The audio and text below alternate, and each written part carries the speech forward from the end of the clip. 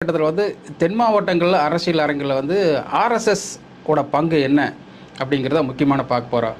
அதாவது எந்த தேர்தலில் எங்கே நடந்தாலும் சரி இந்தியாவில் அதில் வந்து ஜாதி மதம் ஒரு முக்கியமான ஒரு அஜெண்டாவாக எடுத்துட்டு அதை வேலை செய்கிறது தான் ஆர்எஸ்எஸோட பங்காக இருக்கும். அந்த வகையில் பார்த்திங்கன்னா தென் மாவட்டங்களில் ஆர்எஸ்எஸோட பங்கு பயங்கரமாக இருந்துகிட்டு இருக்குது அப்படிங்கிறத பார்க்குறோம். ஏற்கனவே நடந்த தேர்தலில் பார்த்திங்கன்னா ஜாதி மதம் அப்படிங்கிற குறிப்பாக தான் அதை எடுத்து பண்ணுவாங்க. ஜாதி அரசியலும் சரி மத அரசியலும் சரி. இப்போ வந்து தென் மாவட்டங்களில் ஜாதி அரசியலில் கையெடுத்துக்கிறாங்க ஆர்எஸ்எஸ். இது எப்படின்னு பார்த்தீங்கன்னா கிட்டத்தட்ட வந்து அங்கே வந்து அடர்த்தியாக வாழ்கின்ற மக்கள் வந்து 2 பேர், மொத்தம் 5 சாதிகள் இருக்குது. அதில் வந்து 2 பேர் தான் முக்கியம். அதை வந்து அது ஆர்டர் பிரகாரம் பார்த்தீங்கன்னா தேவர் இன மக்கள், தேவேந்திர குல வேளாளர், முத்தரையர், நாடார், இப்படி பிள்ளைமார், இப்படி வந்து ஒரு 5 சமூகம் வந்து ஒரு அடர்த்தியாக வாழ்ந்துட்டு இருக்காங்க. இதில் வந்து குறிப்பாக வந்து தேவர், தேவேந்திர குல வேளாளர்